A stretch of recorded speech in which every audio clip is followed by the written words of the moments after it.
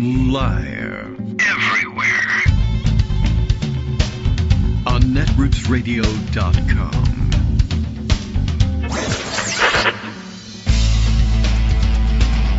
David Waldman. Kagro. In the morning. Now, here's David Waldman.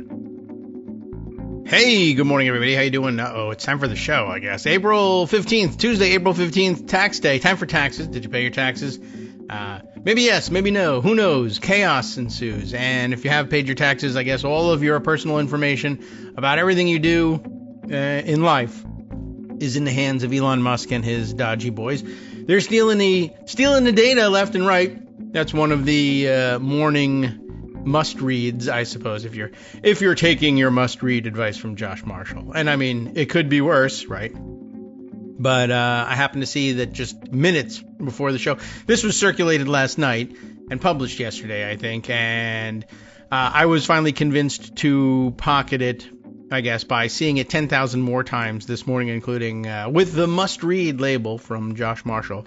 So I don't know. I don't know if there's really a must-read for us, because when I open it up in Pocket sometimes gives me ballpark estimates of how long it would take to read an article, but they don't know how I read articles, you know. So I usually double that time, and I think this one's coming up as 31 minutes, although sometimes they're full of graphics, and you can scroll past a lot of that, and it saves you time in the reading.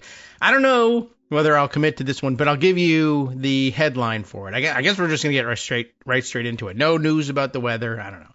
It's rainy right now. The bluebird only occasionally continues to smash his face against the window to try to get in through the fake stained glass. It's the stained glass applique on my valence windows, if I've given you enough description of this. Okay. Although the birding has been interesting lately, and all sorts of transitory burb friends, I guess, making their way through the backyard. It's always of some interest. And I know Scott complains that he's only got very dull brown birds hanging out there, but I don't know why are you racist against birds, man? What's wrong with you? I don't know. All right, so not very much color, I guess. He wants more color, you see. So don't get upset about it. It's, well, at any rate, the bluebirds, which are a relative rarity for him, or an extreme rarity, where I guess people are going to extremes. He was reporting neighbors, friends, acquaintances, others, carefully constructing bluebird habitat, but having it rejected left and right. Our bluebirds, I guess it's because they've been smashing their heads against the windows here, are confused about the lengths to which the folks there are going to make them comfortable, and as a result, they're sticking around here. Palm warbler moving through the backyard today, according to Merlin, the birding app that I stick out the window in the morning, and sometimes misinterprets things like garbage trucks backing up, etc., as exotic birds, but this one I think is probably about due for its way through. And it wanted to come through and read the must-read from today's reporting at NPR.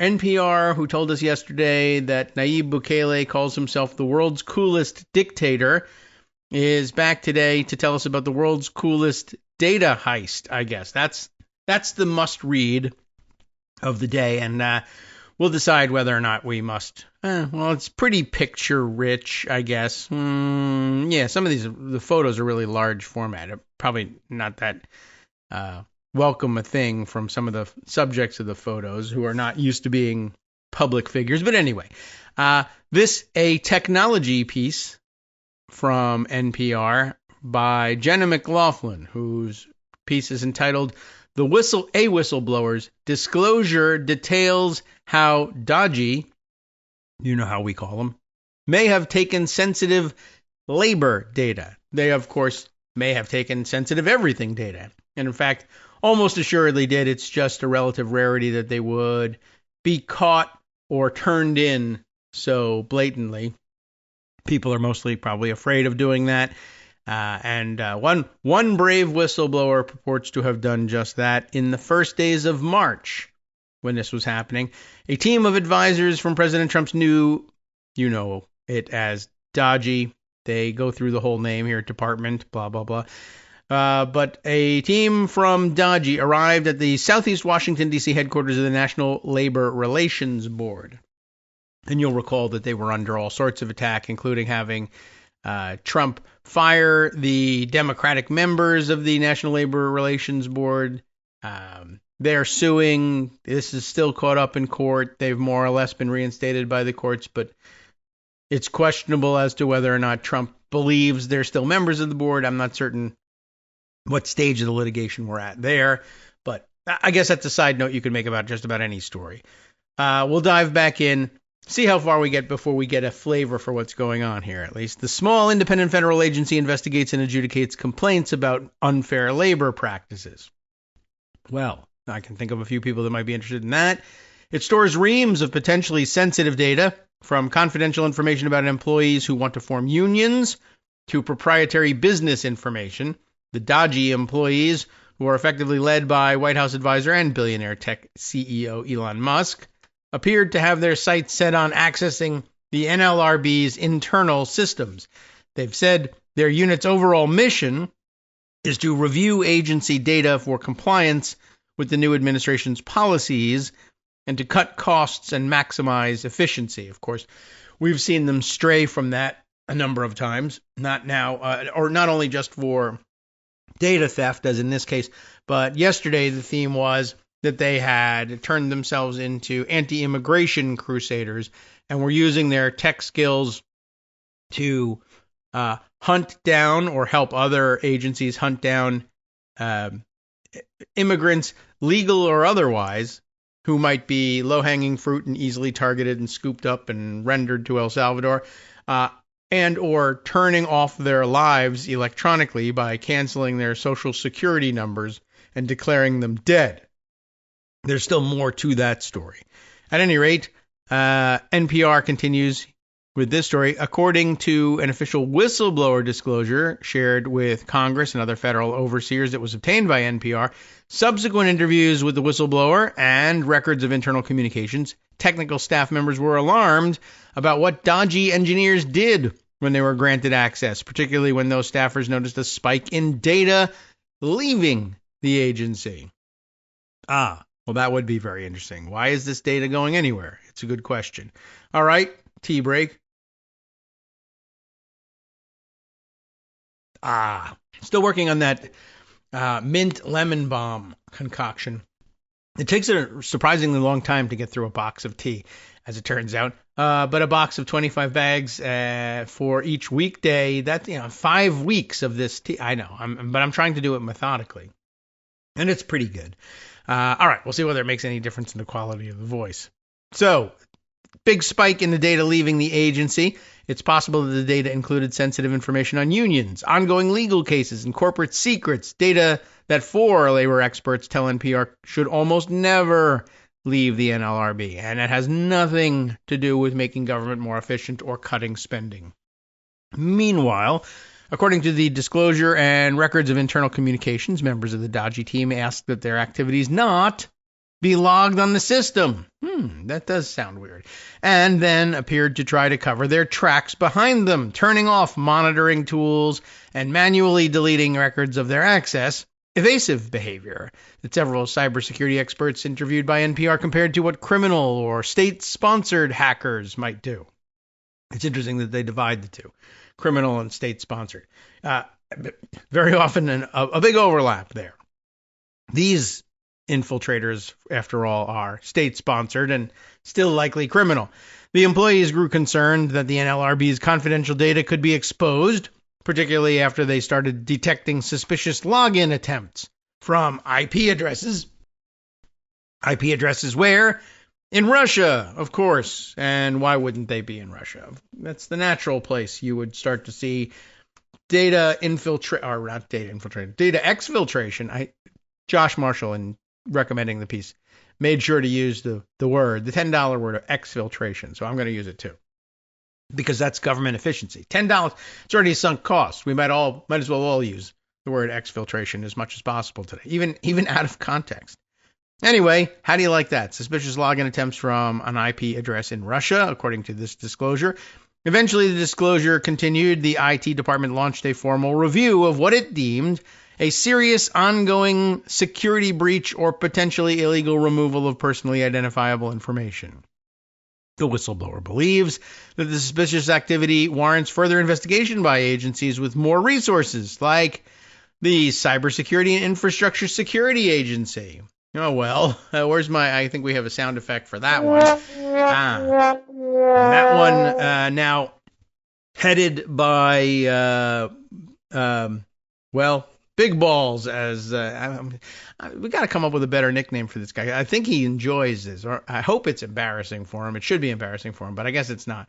But whatever his name is, Corsetine or Edward, begins with a C, and it's something along the lines of that. I don't know what his real name is. Anyway, he actually has essentially ensconced himself as the head of the Cybersecurity and Infrastructure Security Agency. So I think that investigation probably goes nowhere there. But there was an alternative named the FBI. And unfortunately, the FBI likewise headed not by a dodgy person, but of course by Kash Patel. So you're not likely to get any answers that way.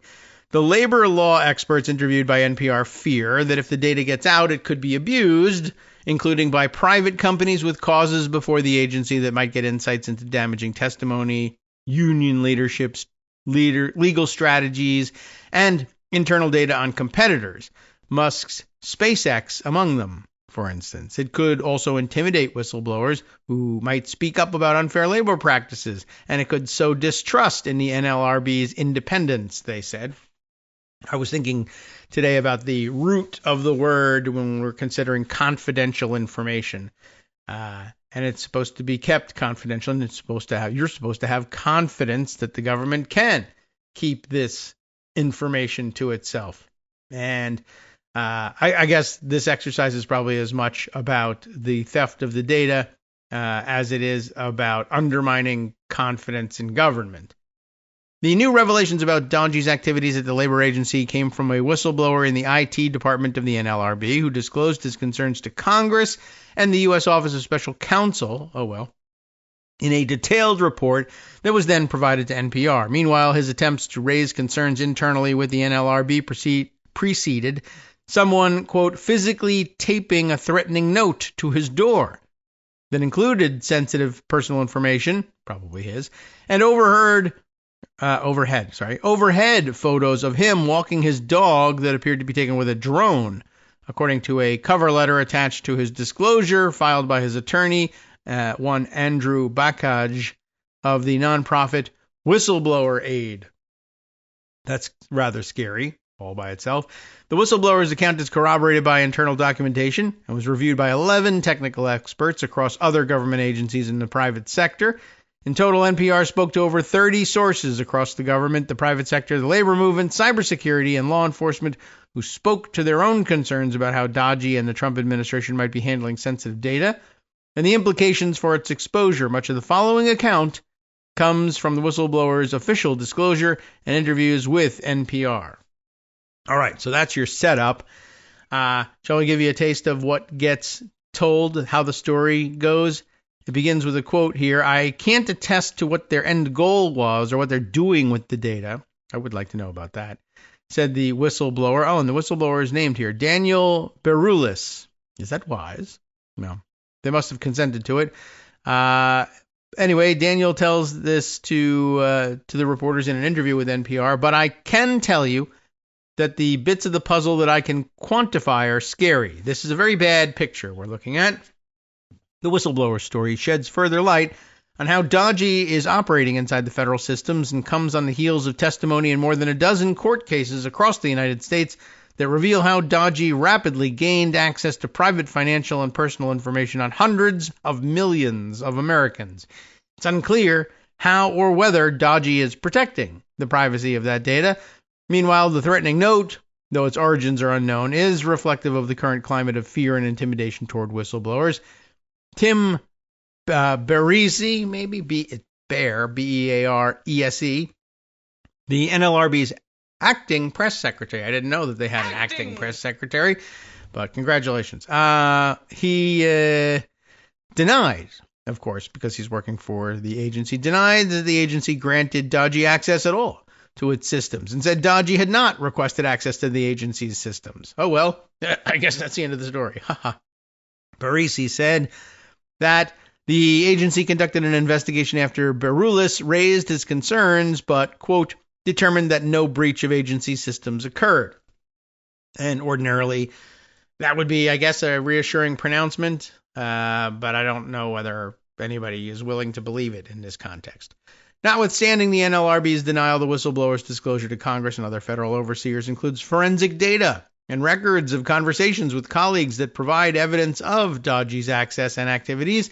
Meanwhile, NPR's extensive reporting makes clear that DOGE's access to data is a widespread concern. According to, across the government, 11 sources directly familiar with the internal operations in federal agencies and in Congress told NPR that they share Berulis's concerns, and some have seen other evidence that DOGE is exfiltrating sensitive data for unknown reasons. A representative of DOGE did not respond to NPR's request for comment.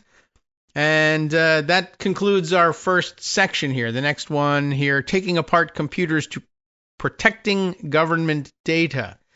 What are we talking about? Instead of a brand new car for a 16th birthday present, we're getting background on our whistleblower here. Berulis got his first computer. Congratulations. I didn't realize a car was in the offing, but maybe it was the computer just that much less expensive, or did you get a really souped up computer? Anyway, it's a familiar story for tech nerds the world over. I don't know about that. He methodically took the machine apart to, quote, figure out how it works. I guess he did. Just like he had dissected radios from the thrift store years earlier. I electrocuted myself once, he recalled. All right. Berulis was always interested in public service, but the traditional paths didn't suit him. A knee injury prevented him from joining the military. Okay. He served as a volunteer firefighter for a period and donated his time working for a local rape crisis hotline, answering calls from victims in need of someone to listen. But, he told NPR, I had an interest in serving my country. Well, that's serving your country. Anyway, I don't know why people don't consider that to be service, but it is. Berulis had been a technical consultant for many years, including in auditing and modernizing corporate systems, when a job opened up at the National Labor Relations Board. And here's the big picture of our whistleblower, Daniel Berulis, who I guess is just absolutely positively not in hiding.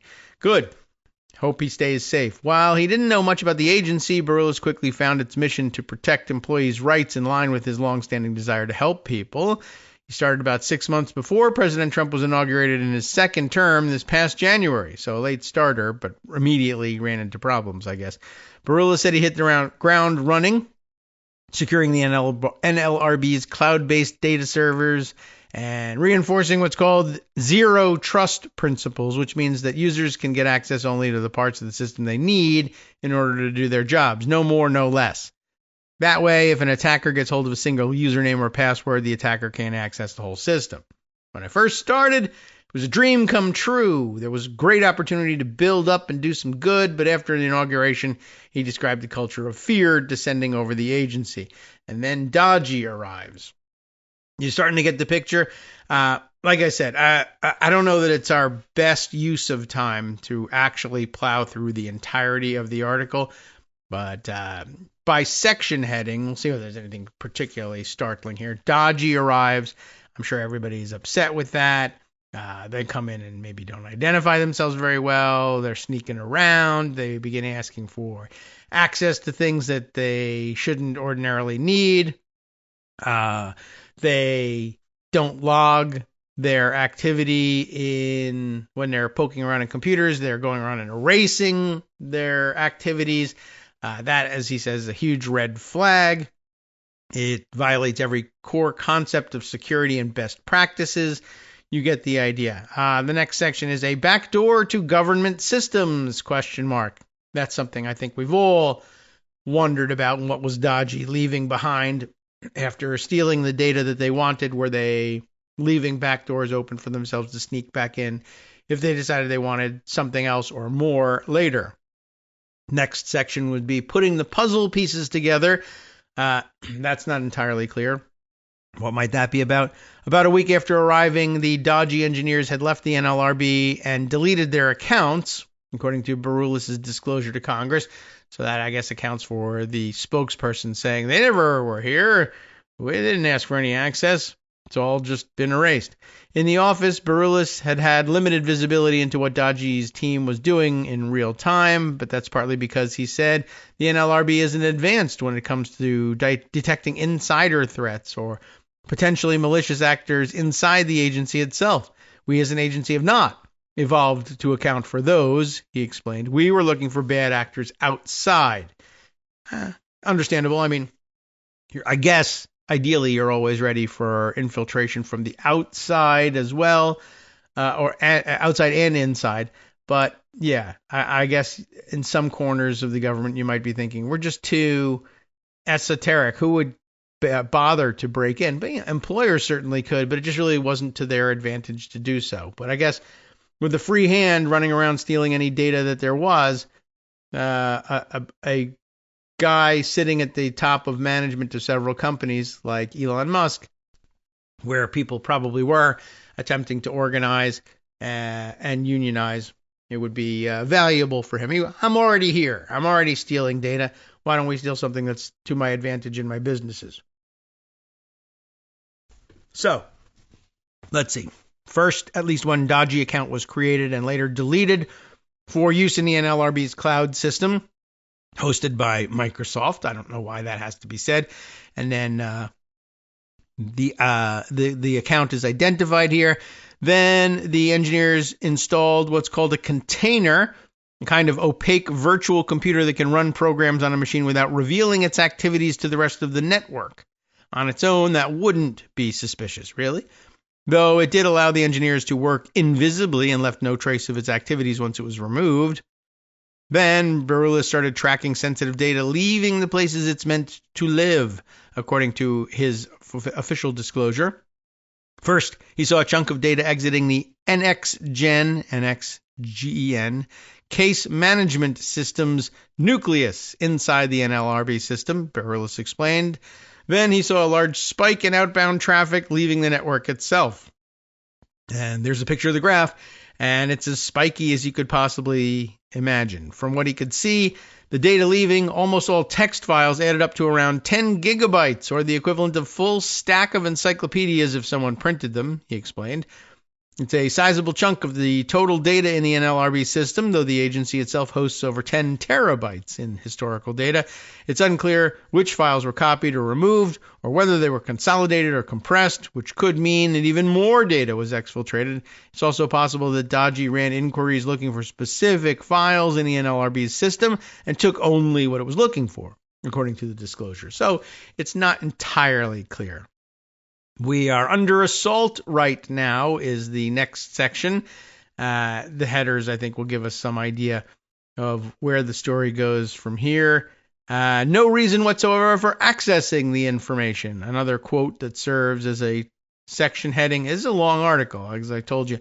A conflict of interest and the dangers of exposure. That's probably something we want to read a little bit about here. Labor law experts were particularly concerned about what they described as clear conflicts of interest, particularly when it comes to Elon Musk, his companies, and his vast network of former employees and allies who are now getting access to government jobs and data. Trump and Musk, during an interview with Fox News' Sean Hannity, said Musk would recuse himself, from anything involving his companies. I haven't asked the president for anything ever, Musk said, except reversing the tariffs, and you got a big no for that. I'm getting a sort of daily proctology exam here. It's not like I'll be getting away with something in the dead of night, except you keep bragging about how you do your work in the dead of night because it's so much easier to get away with things. All right. However, DOGE has been granted high-level access to a lot of data that could benefit Musk, and there has been no evidence of a firewall preventing misuse of that data. There are multiple ongoing cases involving Musk and the NLRB, for one, After a group of former SpaceX employees lodged a complaint with the NLRB, lawyers representing SpaceX, some of whom were recently hired into government jobs, where they can, I guess, dismiss these cases, filed suit against the NLRB. They argued that the agency's structure is unconstitutional. So maybe they were hunting for evidence of that. I don't think that would be stored on the computers, but they might think so. Senator Chris Murphy of Connecticut raised his concerns about Musk accessing sensitive labor investigation data on cases against his companies or competitors during the confirmation hearing for Trump's labor secretary, Lori Chavez DeRemer, in mid-February. Am I pronouncing that right? I don't hear much about her. He pressed her to answer whether she believed the NLRB is constitutional and to commit to keeping sensitive data confidential. When she said she was committed to privacy and said she respects the NLRB's authority, she insisted that Trump has the executive power to exercise it as he sees fit. Hooray. All this is happening in the context of a broader attempt by the White House to hamstring labor agencies.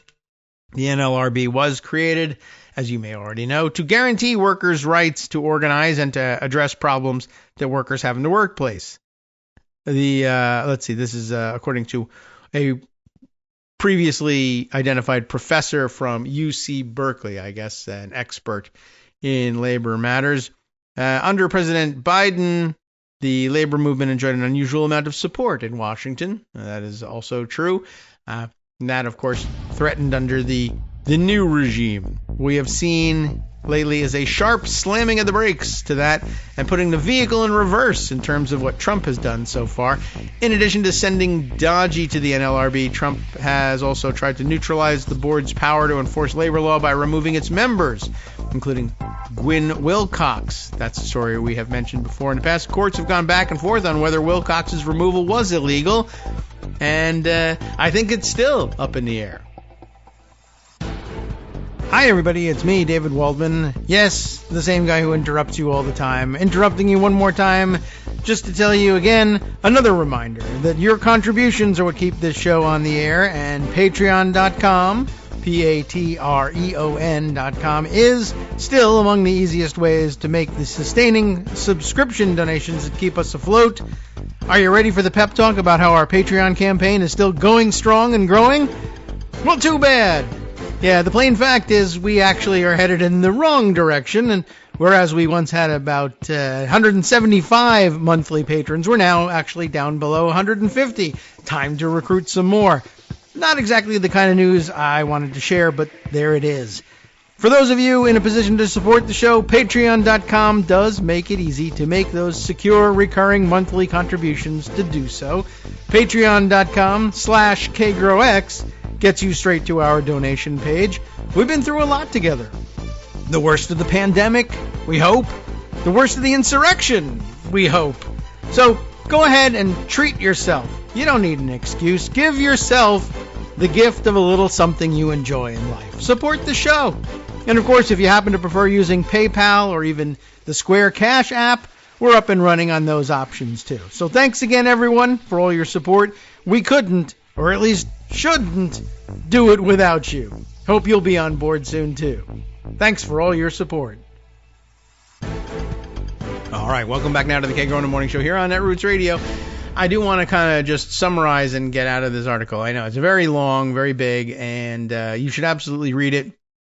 But I'm trying to the data I'm trying to exfiltrate is how concerned should we be about the NLRB in particular? What sort of advantage might Musk grant himself by taking control of this agency? And isn't it the case that we're just basically afraid of this happening at all agencies? And I guess, yes. The answer to that question is certainly yes. Where we left off, we were talking about that the manipulation of the computer systems was far from the only crippling of the NLRB that Trump was interested in inflicting. We'll skip down here, I think, to the next section, access for adversaries, as I used to like to say, and give you this idea here. If the data isn't properly protected after it leaves the agency, or if DOGE left a digital door open to the agency itself, data could also be exposed to potential sale or theft by criminals or foreign adversaries. That's the kind of adversaries we're talking about here at the moment. An attacker could also try to take advantage of the connections between the NLRB's cloud account and other government cloud environments, using their access to the NLRB as a foothold to move to other networks. That's true, and it's, I guess, one of the lower profile agencies that people might not necessarily be eyeing for entry. Oh, it's not one of the, it's not the Department of Defense, in other words. And so therefore they might be letting their guard down over there. All right. Well, let's see. Let's just continue on a little bit here. All right. You know what? I've only just realized that I've been getting messages the whole time that my volume seems a little low, and I don't really know what would have changed there. There's no real reason for it, but sounds like Justice was bumping the volume at his end. I don't know. Maybe I'm immersed in the article, and that's all about it. All right, so where were we here with this thing? Both criminals and foreign adversaries traditionally have used information like this to enrich themselves through a variety of actions.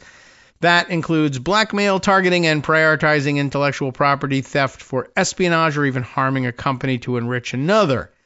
And certainly, no one would think that was beyond Elon's capabilities. Within minutes after DOGE accessed the NLRB's systems, someone with an IP address in Russia, we heard about this, were warned, started trying to log in. Within minutes. That is odd, don't you think? That's according to Barulis's disclosure. The attempts were near real time, according to the disclosure. Those attempts were blocked, but they were especially alarming. Whoever was attempting to log in was using one of the newly created DOGE accounts, and the person had the correct username and password, according to Barulis. While it's possible the user was disguising their location, it's highly unlikely that they'd appear to be coming from Russia if they wanted to avoid suspicion. Cybersecurity experts interviewed by NPR explained, and that makes a certain amount of sense, I think. On their own, a few failed login attempts from a Russian IP address, not a smoking gun. But given the overall picture of activity, it's a concerning sign that foreign adversaries may already be searching for ways into government systems that DOGE engineers may have left exposed. Although really, honestly, the proximity in time argues more for direct coordination, I would think. You create the new accounts, and within minutes, somebody from a Russian IP address has got the correct username, and it's either they just are handing it over to them, or is it possible that I guess the DOGE guys are just being monitored and either unaware of it or just told don't worry about it? This is part of the game, part of the plan. I don't know. Another comment on the stupid saying, when you move fast and break stuff, the opportunity to ride the coattails of authorized access is ridiculously easy to achieve, says one expert. What he means is that if DOGE engineers left access points to the network open, it would be very easy for spies or criminals to break in and steal data behind DOGE. You get the idea there. Then a section headed A Troubling Pattern. The NLRB isn't alone in these concerns. In over a dozen lawsuits in federal courts across the country, judges have demanded that DOGE explain why it needs such expansive access to sensitive data on Americans, from Social Security records to private medical records and tax information. Happy Tax Day, everyone. But the Trump administration has been unable to give consistent and clear answers, largely dismissing cybersecurity and privacy concerns, in one case dealing with the Treasury Department and its payment systems that control trillions of dollars in federal spending. U.S. District Judge Jeanette Vargas blocked DOGE access on February 21st, finding a real possibility exists that sensitive information has already been shared outside of the Treasury Department in potential violation of federal law. Yes, it's an area of focus for Democratic lawmakers on the House Committee on Oversight and Government Reform. An aide for Democratic minority in the House Oversight Committee, who is not authorized to speak publicly, yet told NPR that the committee is in possession of multiple verifiable reports showing that DOGE has exfiltrated sensitive government data across agencies for unknown purposes, revealing that Barulis' disclosure is not an isolated incident. How do you like that? By the way, Government cybersecurity officials already resigning or being fired, forced to relocate or put on administrative leave all over the federal government, from CISA, now taken over by DOGE, to the Interior Department, which we read about the other day, which would otherwise ordinarily sound like, well, who cares about the Interior Department? Because, I don't know, it's only the entire, sovereign territory of the United States, but whatever. I know. But remember, we learned the other day that the Interior Department, among others, was handling an enormous amount of data for other departments rather than duplicate the efforts at every individual department. Sometimes their employee and payroll and other personal personnel information was stored, processed, etc., all at the Interior Department. It doesn't handle every department, but 3 or 4 such departments around the government handling that sort of data for everyone else. So it's important not only to find out that, well, all of this is all the people who are supposed to guard the doors at the CISA, Cybersecurity and Infrastructure Security Agency, are gone, but same goes, as we learned the other day, for the Interior Department. So let's see. Other whistleblowers mentioned here and named, and basically it comes down to this next section here, the tip of the iceberg. The Trump administration could be trying to codify DOGE's practices into how the government shares information, says Kel McClanahan, the executive director of nonprofit public interest law firm National Security Counselors, who is representing federal employees in a lawsuit concerning the Office of Personnel Management's use of a private email server. Remember that one? That one was early on. Weeks after DOGE staffers descended on the federal buildings across Washington, Trump issued an executive order urging increased data sharing by eliminating information silos. I'm sure he's not familiar with that terminology.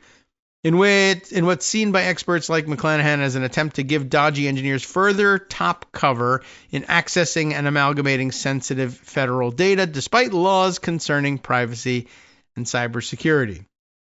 So not only are they running around Washington stealing all of this stuff, but they are attempting to legalize it after the fact. Of course, they haven't quite succeeded in doing so yet, but something to keep an eye on. I agree, the information is must-have information. Whether or not the entirety of the article is a must-read, well, eventually the information you want shakes out of there. But if it's of interest to you, I wanted to bring it to your attention, put it on record, because I think we're going to be coming back to this and probably referring back to this article in recollection as we see the same information showing up elsewhere over the next couple of days and weeks. So important to see. We'll give you a link to it. You can take a look through the rest of it yourself. There's an awful lot. There's a million things to cover.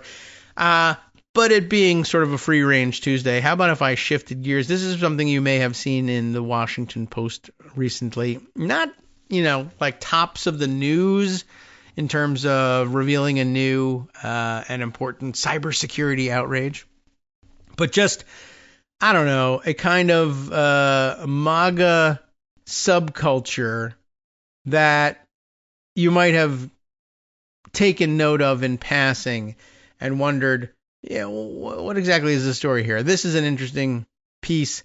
Again, Washington Post. In Trump's Washington, MAGA fashionistas lay claim to American hotness. It's a very interesting piece that I guess might help us explain, or I don't know if we're ever going to understand it, but I guess I just explain what appears to be this weird trend toward MAGA women in particular, either adapting makeup styles or in fact getting plastic surgery to put together a certain and particular look, which might be puzzling to you as to why is this considered attractive and what is it we're doing here. It's very hyper made up and overly put together kind of thing that maybe comes from the cake decoration, interior decorating style that is per Virago, and which you may have noticed in the last couple of days is taking over the Oval Office as well. The Oval Office is being redecorated as we speak with gold-painted doodads all over the place, making it look like something, maybe more akin to like St. Petersburg, curiously enough, like the Russians, than an American federal installation. Anyway, this might help explain something of the personal aesthetic, and of course, annoy you with the weird, Dunning-Kruger confidence that some of these people exhibit at all times. So again, in Trump's Washington, MAGA fashionistas lay claim to American hotness. And here, like I said, it's mostly concentrating on the women, but it does remind me that in the early days of the first Trump administration, we were baffled and deluged by reports of dapper Nazis taking over social media, but it's not quite the same thing. Anyway, the subheader here reads, at a party thrown by a conservative lifestyle publication and, quote, objectively beautiful lifestyle and an, quote, objectively, they love objectively superior worldview go hand in hand. If you look like this, you are objectively superior and you have an objectively superior view of the world. By the way, mentioned in here, the venue for this event is named, and I can't remember now where we read about this, and it might have been something I read over the weekend and didn't get a chance to share on the show, but there's the name of the venue comes up and has come up in another context, but a similar context. And I guess this is just sort of where MAGA likes to brunch. Butterworth's is the name of the place. I know nothing about it. I don't think it was ever there when I lived in DC, and it's been many, many years since I spent any considerable amount of time in DC, so I know nothing about it, but the current scenesters probably know exactly what it's all about, and it's very definitely a place that's been, adopted as a kind of a clubhouse for the MAGA weirdos. Kara Vogt is the author of this piece in the Washington Post. Just a side story to the whole catastrophe we're dealing with every day, but I don't know. I feel like it gives some interesting color to it. Ready? It starts out with a quote. It's zeitgeist, isn't it? We are the zeitgeist now. Don't, attach any particular importance to yourself. Gee whiz, calm down, lady. Who says it? Caroline Downey, 27. Totally entitled to being the zeitgeist, of course. Teetered atop a chair in silver heels, of course. Microphone in hand, also, of course. The teardrop-shaped beads of her pink mini dress reflecting light. Nearly 200 fellow 20-somethings stared back at her, nodding in agreement. Of course, that is the zeitgeist. It was a Thursday night at Butterworth's, a bistro near the Capitol that's become a sort of a MAGA clubhouse. And there's a link here. I'm wondering if maybe that's the story I read. No, this also a Washington Post piece. Of course, they would only link to themselves. Butterworth's, MAGA's new hangout is for the weirdos and freaks. The Capitol Hill restaurant caters to far-right, well, they said intellectuals. Enfants terribles, if you want to try to do some French here. And neighborhood diners who just want some duck. Okay. Well, they're about, I guess, allowed to just get a little bit of duck. But yeah, this is like the place to be seen. I guess Steve Bannon's townhouse is no longer the sex party mecca that it once was, or this is where you go afterwards to get brunch. I don't know. So anyway, where were we? The Thursday night at Butterworth's, a bistro that's become a sort of MAGA clubhouse in Trump's second term. The second floor bar was festooned with feminine flourishes, mini disco balls scattered on the bar. Feminine disco balls. Blush-colored balloons scattered on the floor. Hot pink, Make America Hot Again ball caps scattered on the tabletops. Oh boy. The name of the event, to put things in perspective in the present tense, America is Hot Again. That was the name of the event. The host was Conservateur, an online lifestyle publication. Never gathered enough money to actually get any paper and ink, I guess. Think Vogue meets National Review. Don't think about that. Recent headlines, the media's latest buzzword, misogyny. Trad life is a spectrum, not a straitjacket. Everyone should try it. Yeah, I guess. Trump and Elon, the power duo saving America. Downey, a staff writer for National Review Online, who also serves as the Conservateur's editor-in-chief, moonlighting, stood under the soft glow of pendant lights and talked about an, quote, objectively beautiful lifestyle and an, quote, objectively superior worldview that has been under-recognized and underappreciated by mainstream fashion magazines. They're glamorizing bad ideas, she said of mainstream outlets. They're glamorizing evil. That deserves probably a dramatic touch. Let's see. Oh, yeah, I'm wondering if, well, at any rate, to those in the room, President Donald Trump is an ally to hotness. Well, I have some bad news about his allyship. Anyway, banning trans women from participating in women's sports? That's hot. No, that's just annoying. Getting red dyes out of processed foods? That's hot. Okay. Slashing diversity, equity, and inclusion initiatives? That's hot. I guess if you don't like color. Sure. Tariffs? Not a concern. If prices go up, there's always Ella Rue, the luxury secondhand shop in Georgetown. All of us are big designer consignment shoppers, Downey said in an interview. Alex Brusewitz, who helped usher Trump into the podcast manosphere during his campaign, was there. So was, this is where I saw it, Link Lauren, who helped Robert F. Kennedy Jr. build his TikTok following. Link Lauren was named in a caption. I wasn't sure which person I was looking at in this picture of 2 or 3 people, but Link Lauren had turned up in the White House press briefing room with a press pass and was, I guess, standing next to the woman who we didn't mention on the show, but you probably saw it in passing in the news somewhere.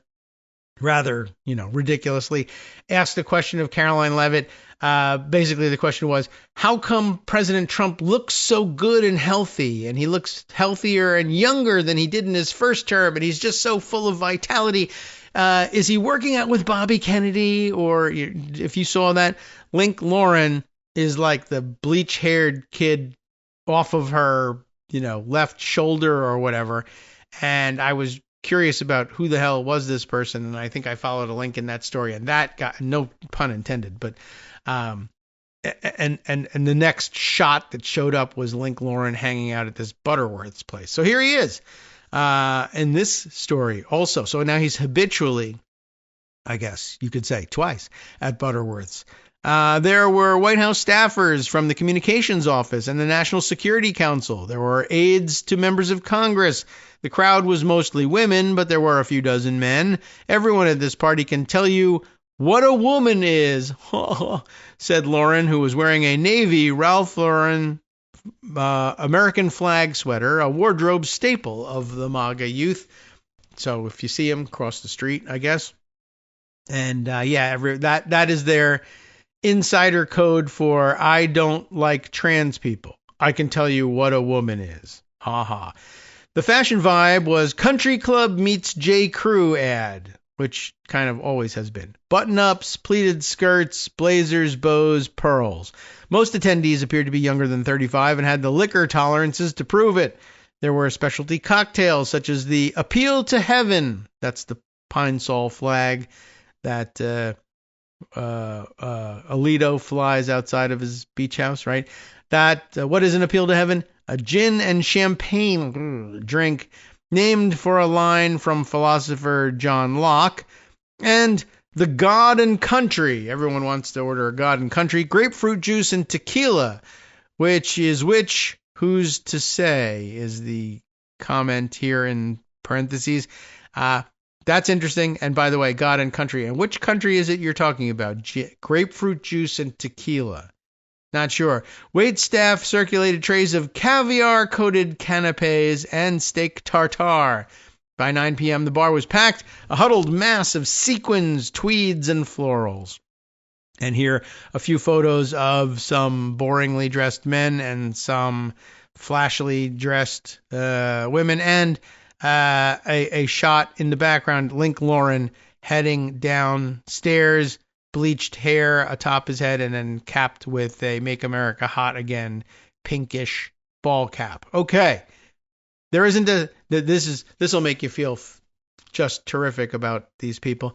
And by the way, anyway, I guess we could make some comment. This 33-year-old woman, one Caroline Winchester, very ethnic sounding, 33 years old, whose comment on the gathering, there isn't a single uggo here. Isn't that great? They're all just so hot. Now, by the way, I've taken a look at the photos, and, some of the folks are at best nondescript. But I guess that's how they make themselves feel better. There isn't a single uggo here. I'm not going to date any of the men who are here. They're curiously odd looking, but not uggo, whatever that. Yeah, okay. So anyway, this woman is about 10 years too old to be at this thing. But, I'm not an ageist. It's fine. Let them include the oldsters here. It's just interesting that the 33-year-old is the one commenting on who's an uggo and who's not. And what exactly is making America hot? Well, the Make America Hot Again movement, as they're calling it, is all about you only live one life, so might as well be your hottest, best self possible, said Jamie Lee Franklin, with weird spellings. I just wanted to let you know. And probably complaining about ethnic names on everybody else, anybody of any skin color, but she spells it Jaymeleagh, Jamie Lee Franklin, a co-founder of Conservateur. Looking good is part of this, and I think that means, stucco level application of your face foundation, but whatever. It means confidence, which, you could use a little less of this stuff. But anyway, it means confidence. It means taking care of your body. It means dressing well, not only for yourself, but for others, Downey said in an interview. But it's not just about aesthetics. It's about owning your conservatism, Lauren said. It's about being patriotic. It's about saying what you want, hard R, without regard for political correctness. It's about being unashamed to put marriage and children at the center of a feminine identity. Glug, glug, glug, glug, grapefruit juice and tequila. All right, whatever. And then a photo of three of the young women here wearing Make America Hot Again hats. And let me just say that, ball cap is not really the topper you want if you're trying to dress to the nines. And then a photo, it might just be unfortunately positioned so it makes it look like it's a picture of a guy taking a picture, and it's positioned such that it looks like he's taking a picture of these three women on the other side of the room. Rahim Kassam captures a photo on film, probably not on film, during the event. Here's the picture, and again, the uggo quotient is a questionable call. Anyway, objectively, it was a party with swag and signature cocktails on the second floor of a Washington restaurant. But there was a sense of pride in the room, that history was on the right's side, and that broader cultural acceptance was soon to follow. Not from me. Patriotism is back in style, said Kisa, like Lisa but with a K, Motawala, a 25-year-old Hill staffer. There's a lot of well-deserved joy in here, said C.J. Pearson, 22, a conservative influencer, and Gen Z political advisor. People used to look at us as outcasts. I still do. Congratulations. But now we're leading the culture moment, said Janiyah Thomas, 27, who worked as Trump's black media director for his 2024 campaign. It's cool to be MAGA now. All right, well, that's all. I don't want to waste any more of your time with it. I couldn't if I wanted. I could waste more of your time, but not with this article because it's done. I just wanted to put that on the record. I don't know. It seems to capture an angle on something that's going on out there that I thought might be of some interest to you. Let me head back to the dodgy subject and see if I can sneak this in before, or some part of it before our top of the hour break. Back to the New York Times. where Emily Badger, writing for The Upshot, adds this entry: Musk's latest fraud finding isn't what it seems. This is just another one of these situations where Elon Musk personally, and probably everyone working for him at DOGE, misunderstanding the nature of the data that they were perusing and stealing from the federal computers. His team found cases of seemingly fake people receiving unemployment benefits, but that fake data exists for a reason. It's like examining a map and saying, aha, I found waste, fraud, and abuse. There's this town here on this map at a certain location, and this town doesn't exist. And it's one of those fake things that they put in there to protect the copyright on the maps. And, you know, if you misunderstand it, you say, aha, this is a fraudulent map company. No, they do, in fact, legitimate work. And that little dot there is meant to, you know, it's understood in the industry why it's there. You don't understand it, so you build a different myth around it to make yourself look good. And here this is happening again. Although, admittedly, it is a dumb-sounding system, I have to say. But okay, Elon Musk and his DOGEs announced this week, this is an April 12th piece, that they had found something especially startling in the government-wide hunt for fraud. Tens of thousands of people claiming unemployment benefits who are over the age of 115, under the age of 5, or with birth dates in the future. Your tax dollars. We're going to pay fraudulent unemployment claims for fake people born in the future, Musk posted on X. This is so crazy that I had to read it several times before it sank in. Guess what, though? It never did sink in. He shared a claim by the group that it had even uncovered someone with a birth date of 2154 who claimed $41,000 in unemployment. Those were indeed probably fake people, but in a different way than Mr. Musk seemed to realize. And it's always different, the way Musk seems to realize things. It was also, most likely, a case of his team discovering fraud that had already been discovered by someone else, i.e. the hundreds of people who have traveled this path before you. The issue dates to early in the pandemic when millions of Americans surged onto state unemployment rolls in an unprecedented expansion of the safety net. And we'll explain exactly why they adopted this methodology and what it means after this.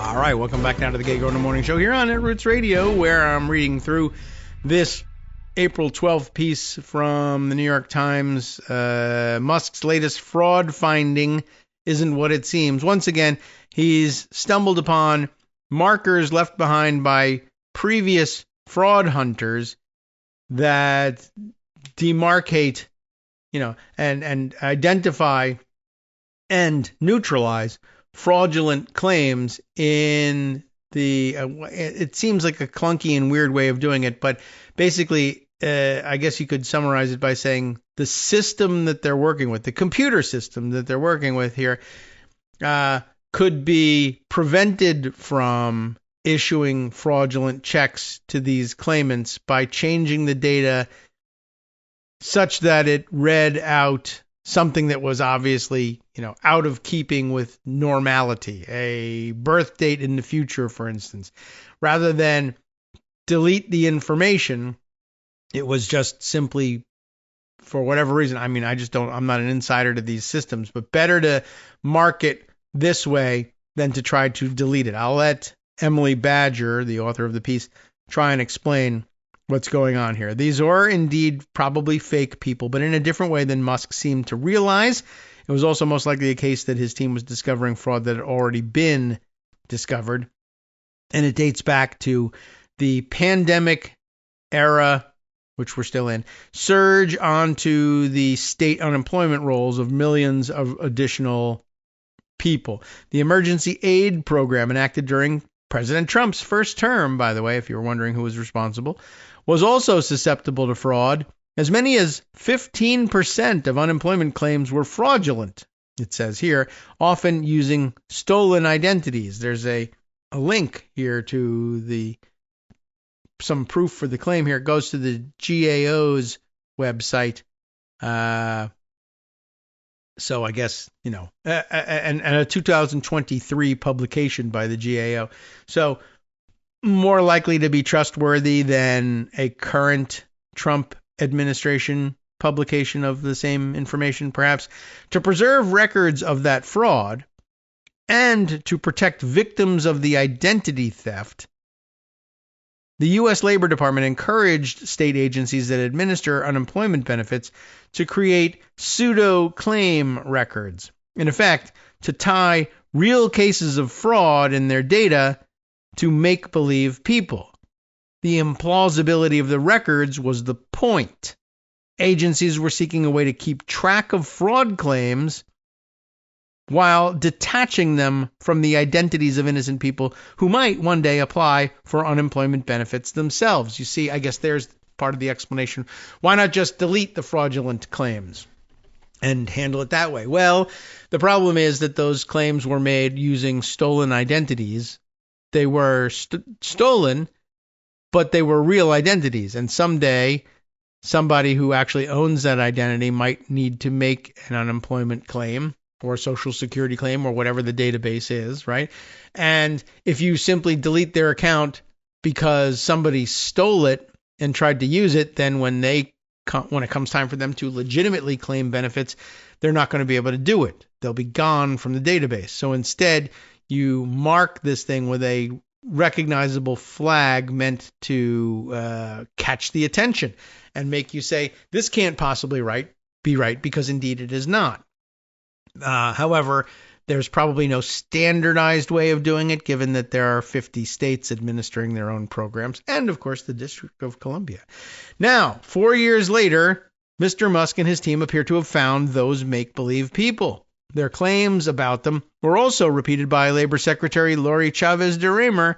Once again, her name comes up in the news today. During a cabinet meeting at the White House on Thursday, they all had to come up with, after kissing Trump's ass for 5 minutes or so, they had to come up with a positive report about what they were doing to further the MAGA agenda. So I guess her story was this one. And guess what? It turns out not to be worth anything.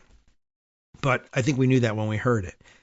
The cases they cite probably do refer to real instances of people fraudulently receiving benefits, said current and former unemployment officials with the Labor Department and state workforce agencies, but it is not the case, those officials said, that a hapless government was duped into doling out benefits to people it didn't realize weren't even born yet. They're trying to say the federal government has just been sitting around doing nothing to prevent fraud.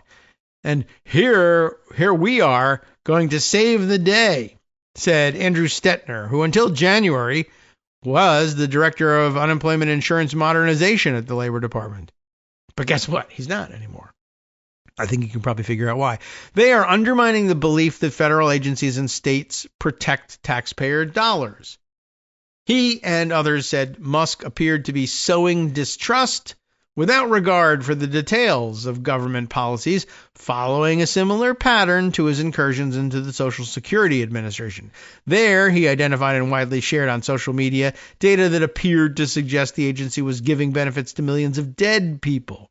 And now, of course, millions of people who are said to be dead by Social Security are not, in fact, dead. It's actually only thousands at the moment, but could certainly expand to millions.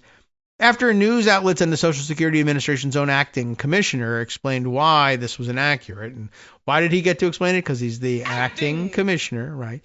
Musk continued to make that claim anyway. It even later appeared in Trump's joint address to Congress in March. Well done in avoiding calling it the State of the Union. With the unemployment insurance claims, the White House on Friday referred questions to the Labor Department, but they don't know the answers, of course. We were not surprised to learn of the suspected fraud found in DOGE's initial UI data analysis. Is that user interface, UI? U1, as Linda McMahon would read it, which in many cases matches similar findings from previous Inspector General reports. The Labor Department spokesperson Courtney Perella said in a statement, "We will continue to dig in with our subject matter experts, if we have any, to get to the bottom of this egregious waste and abuse. She cited a 2023 Inspector General report identifying claims that had gone to seemingly small children and centenarians. But the Labor Department itself responded to the report at the time that the claims were these same pseudo records and that mischaracterizing them risked sensationalizing the aid program. That won't bother most MAGA people, sensationalizing it. Any benefit program must strike a balance between fraud prevention and ease of use, officials say. A benefit with a stringent application process can exclude qualified people. A benefit that's easy to access can let in more fraud. And in the spring of 2020, Congress erred on the side of creating an easily accessible program when it temporarily expanded unemployment assistance. Because pandemic and everyone was losing their jobs. This was a decision made by Congress and signed by President Trump that we were going to focus on getting benefits out the door quickly and that we were going to cover as many people as possible, said Michelle Evermore, a senior fellow at the National Academy of Social Insurance, who was previously an advisor at the Employment and Training Administration within the Labor Department. But guess what? She's recently switched jobs.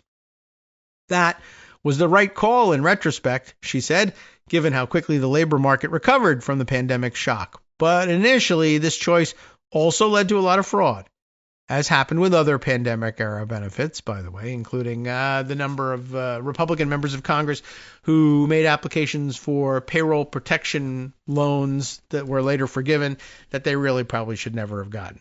But anyway, more guardrails were eventually added to the program, and the 2021 American Rescue Plan Act invested in helping states identify and combat unemployment fraud. But of course, why would any Republicans vote for that? During this time, the Labor Department under the Biden administration sent guidance to states on how to handle fraud cases. Included in it was a recommendation that states could mitigate the harm to identity theft victims if they establish a pseudo claim record and then transfer all claim information regarding the imposter's claim to the pseudo claim once the state makes a fraud determination. The New York Times confirmed Friday that several states had pursued this strategy. This data has been readily available, reported on, and audited at various governmental levels and departments for years, said Rebecca Sisko, a spokesperson for the Illinois Department of Employment Security. This is yet another example of a dodgy report, quote-unquote report, misunderstanding this data at best, blatantly mischaracterizing this data at worst. Jennifer Phillips, a former unemployment administrator in Illinois, said she worried that Musk was directing the public's attention to the wrong place. It's not that the federal government missed this fraud, she said, but that the states need continued investment to fight it. The fraudsters, in many ways, in 2020 were light years ahead of where the states were internally in terms of understanding the dark web and how to buy people's identities, said Ms. Phillips, who now works for the Digital Benefits Network at the Georgetown University Beek Center. And that's been catching up. So there you go. Just one more example of, how they are sometimes purposefully misidentifying or mischaracterizing the data that they're finding. And, of course, the fact that it was left there as a marker by others whom they're not acknowledging at all. All right, let's see what other things I have here. Some of these things I have to open up. Oh, yes, this maybe we'll just catch up on these small bore stories that have been sitting around for a little while. Another dodgy story. It's not a bad idea to spend the day on catching up on dodgy activities. DOGE takes over federal grants website, wresting control of billions. That's back in the news, especially as yesterday's news in the university wars. Harvard University fighting back. They were, I guess, approached about cutting a similar deal for essentially handing over total control of the university to the federal government, as Columbia University has been pressured into doing, and then Cornell University likewise being pressured into this. Harvard deciding to fight back. They've got, of course, the resources to do so. And as a result, we find headlines this morning about some $2 billion in research funding being frozen for Harvard, but I think everybody knew that was in the offing. We've already been prepped to and warned of the possibility of some $9 billion of funding ultimately being frozen. But this goes beyond the university research grants. This is just another interesting way that, I'll give DOGE and Elon Musk this. They've found an innovative way of upending the rule of law and violating it and turning things upside down, not by legislating their way to it, but by simply having the understanding that if you get into the computers, you can flip the switches manually. Is this illegal? It is. Well, suppose we go into the database and make it legal, or just do it anyway. And it takes a year for the litigation to catch up with us. I guess ultimately, the ultimate manifestation of this would simply be to go into the Code of Federal Regulations or the United States Criminal Code and change the wording and just say, from now on, all of the official computer records think this thing that was once illegal is now legal. You could give that a try. I feel like I'm being gaslit. I'm pretty sure that I litigated a case about this just a year ago, and it was pretty definitively illegal, statutorily illegal. But now I can't find any records of that statute reading the way I remember it, even though I have some printed out copies of it. They haven't done it quite that way yet, but this is an ingenious way of doing it. Just simply going in and saying, let me read you the story rather than try to explain it myself. A dodgy engineer removed users' access to grants.gov, threatening to further slow the process of awarding thousands of federal grants per year. If that didn't make sense to you, this full exposition probably will explain it. I get it because I know what grants.gov is, but Dan Diamond, Hannah Nathanson, and Carolyn Y. Johnson will explain it to you. The DOGE service employees have inserted themselves into the government's long-established process to alert the public about potential federal grants and allow organizations to apply for funds, according to 4 people who spoke on, condition of anonymity, of course. The changes in the process, which will allow DOGE to review and approve proposed grant opportunities across the federal government, threaten to further delay or even halt billions of dollars that agencies usually make in federal awards, the people said. The move comes amid the Trump administration's broader push to cut federal spending, at which they've been entirely unsuccessful, and crack down on grants that DOGE and other officials say conflict with White House priorities.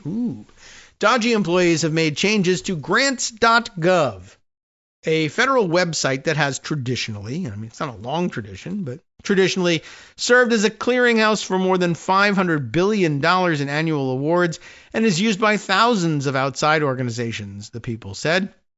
Federal agencies, including defense, state, and interior departments, have historically posted their grant opportunities directly to the site. Nonprofits, universities, local governments, etc. respond to these grant opportunities with applications to receive federal funding for activities that include cancer research. Does anyone care about that?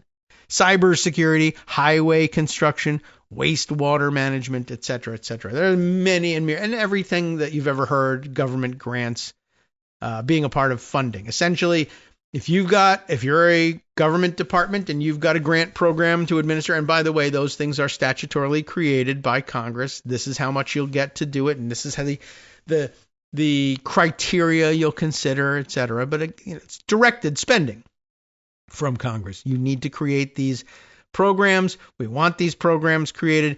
People will compete for the grants. How will they do it? You put it up on the website and tell people, as many people as possible. And part of the objection, of course, is, well, it's DEI to make sure that you advertise in a publication that underserved communities might read about and be able to become aware of the grant program and apply for it. That they feel is DEI, but that wasn't the main focus of this drive. This was just about, I guess if I long story short it, they're about to tell you the story. I keep interrupting. But basically, grants.gov is the clearinghouse for all sorts of government grants. All the government, the entirety of the federal government posts, I guess not the entirety, but the vast majority of the federal government posts its opportunities there. And anybody who has ever thought, hey, maybe I could seek a government grant for this activity I want to undertake, whether they're professional grant writers or not, just average folks or people with nonprofits working in a community somewhere. Let me go see if there's anything I'm eligible for and apply for it. All happens on grants.gov. So when you tinker with that, you tinker with the pipeline of information. And if you erase the information that there are grants and people don't therefore apply for them, you shut down the grant program without actually shutting down the grant program. If I can't shut this thing down legislatively, it takes too much time. I don't know how to do that. It's boring, whatever. You just switch off the listing and, hey, no one's applying and we have no, therefore no obligation, I guess, to give out that money. No one has asked for it. And then you try to pretend that that's a savings. So here's what's going on. A DOGE engineer recently deleted many federal officials' permissions to post grant opportunities without informing them that their permission had been removed. Now the responsibility for posting these grant opportunities is poised to rest with DOGE. And if its employees delay those postings or stop them altogether, it could effectively shut down federal grant making, said one federal official who spoke on condition of anonymity, of course, because you have to. But you see what's gone on here? Normally, I don't know how many people at each agency have got this permission, probably several. But, you gotta, if you're a department of whatever, pick it, the Department of Defense, right? Even the ones even conservatives love. The Department of Defense will make a grant opportunity. And if you are working on research, applied physics research at a university somewhere that might be applicable to a weapons system, you would apply. Yeah, you'd go to grants.gov. What can we do to help fund our research? And you would find the postings. And at each agency, in this case, the Department of Defense, could be dozens, who knows, hundreds of people in the different little subdivisions and departments who have permission to access this thing and say, all right, the federal government, my little part of it here, has $1 billion available for applied physics research that will lead to XYZ kind of weapon. I'm going to post it on grants.gov. People at the University of Nebraska will see it and they'll pursue that grant. And wherever we award it, people will be doing that work that'll help us develop this new weapon system. But if you just go in and say, this person has an account at grants.gov. If I delete it, they never are able to access grants.gov and post the opportunity. And if they don't post the opportunity, the University of Nebraska never competes for the opportunity. Neither does Harvard, neither does Princeton, neither does Yale, right? All of it is shut off. I mean, bad consequences down the road, but does DOGE care about that? Probably not. They'll just put that up as $1 billion saved. Agency officials have been told that the grants.gov site has been under systems maintenance. That's why you can't access it. They have been instructed to email their planned grant notices instead to, we're not going to build a new system, right? It's not grants.gov 2 or anything like that. No, if you have information you want posted on the system, send it to grantreview@hhs.gov, an inbox that the Department of Health and Human Services is maintaining for DOGE, the people said. So now any grants that you have that you're statutorily obligated to advertise to the country first have to make a stop in the DOGE inbox, and they'll decide whether or not they're actually going to notify anybody of the availability of this money. Oh, okay. Another branch of government. How fun. About 5,000 notices of funding opportunities are typically posted on grants.gov each year, with more than 10 million visitors to the site, according to people with knowledge of its operations. Some federal agencies have been able to post grant opportunities known as Notice of Funding Opportunities, or NOFOs. I've just usually seen it as NFO, but NOFOs. But the vast majority rely on grants.gov. the people said. HHS, which has typically posted more than 1,000 grant opportunities per year, the most of any government agency, has long managed the site.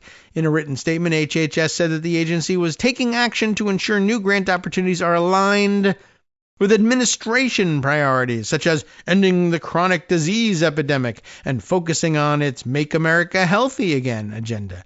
NOFOs at HHS have and will continue to be posted, according to the statement anyway.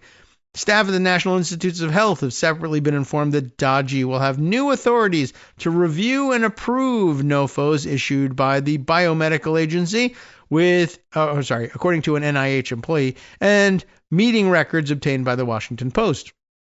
NIH did not respond separately to a request for comment. The Trump administration has taken multiple steps to delay or halt federal grants, such as delaying billions of dollars in research grants issued by agencies such as NIH, and freezing or terminating grants to higher education institutions on the grounds that the university did too little to combat anti-Semitism on campus, sure, or did too much to support transgender athletes, or for other indeterminate reasons, like I didn't get in when I applied there, says Donald Trump.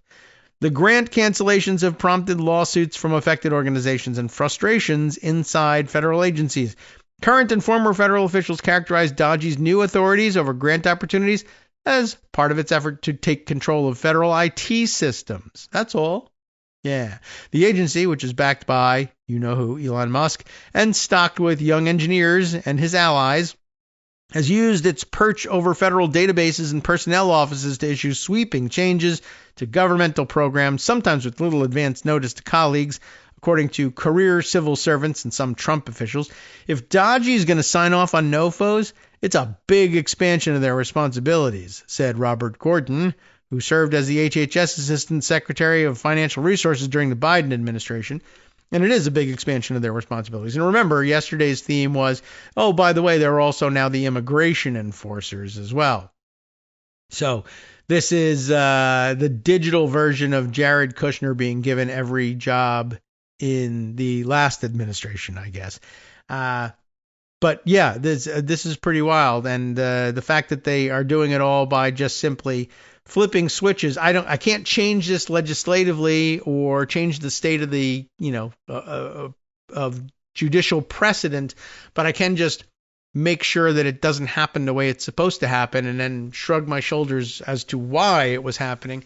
And I'm wondering if I think that probably was what was at the heart of. I saw being circulated over the weekend. Is it Carol Cadwaladers? I hope I pronounced her name correctly. But we used to read her stuff fairly frequently in the first Trump administration, and she was big into the Cambridge Analytica investigation over on the other side of the Atlantic. And I think she did a TEDx talk recently in which she termed something, whether it was this happening in the United States or something happening elsewhere. I didn't get to hear the talk, but she used the term in titling her talk that this was a digital coup. And if that isn't what this is about, or if that wasn't about this, then I would just simply say we should appropriate the term and put it, to use here.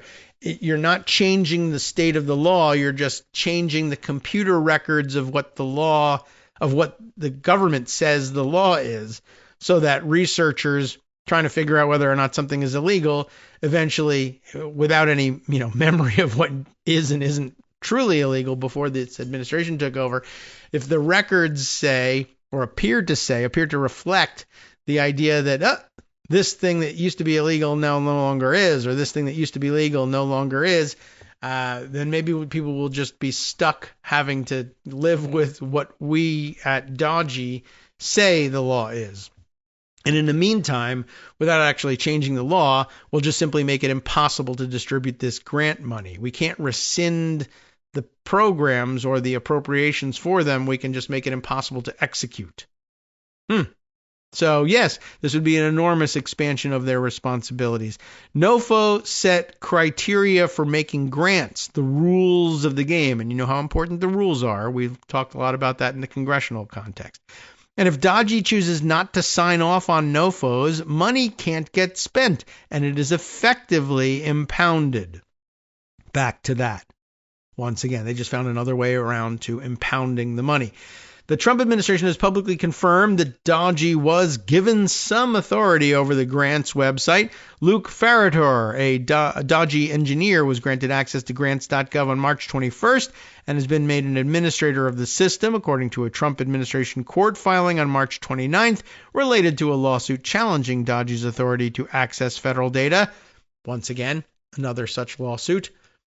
The decision to allow Farrator access to the grant system and other databases followed an executive order, oh boy, to identify waste, fraud, and abuse, of course, and to modernize government technology and software to increase efficiency and productivity. Mr. Farrator has not modified, copied, and shared with any unauthorized users or removed any records from these systems, allegedly. I don't know whether that's true or not. It might not even be necessary in this case. But every time the Trump administration says they haven't, it has turned out that they have. Anyway, we'll return to this after this break, and I guess what? I see the University of Nebraska here. Sup, fam? It's your boy Darwin, a.k.a. Darwin_Darko, a.k.a. the most reasonable man in America, a.k.a. KITM's senior black correspondent. You might remember me from such recordings as Spacemen versus Space Cadets and We Need to Talk About Joe Biden. Today, I want to bring you good news about that thing you've been struggling with. Do you suffer from giving too much of a damn? Do you turn on the series of tubes and find yourself outraged at the particular way some news organization strung some sentences together only to realize, nope, this is not some fictional hellscape? Well, guess what? You no longer have to accept the life of giving too much of a damn. You can do something about it, because even you, yes you, can be a show contributor. Now I know what you're thinking. Hey, Mr. Most Reasonable Man in America, I'm not some professional podcast talking guy. Don't worry about it. Do you have a smartphone or some other electronic recording device? Well, that's all you need. You too can have a segment where you can read us an important article and give us your take. Read one of your own original essays, or even just give us your commentary on something you'd like to share that's important to you. Fair warning though, side effects may include general punditry, having opinions and hot takes, getting stuff off your chest, and hearing your own voice. If your recording lasts longer than 5 to 7 minutes, please consult kagrox@gmail.com. That's KAGROX@gmail.com.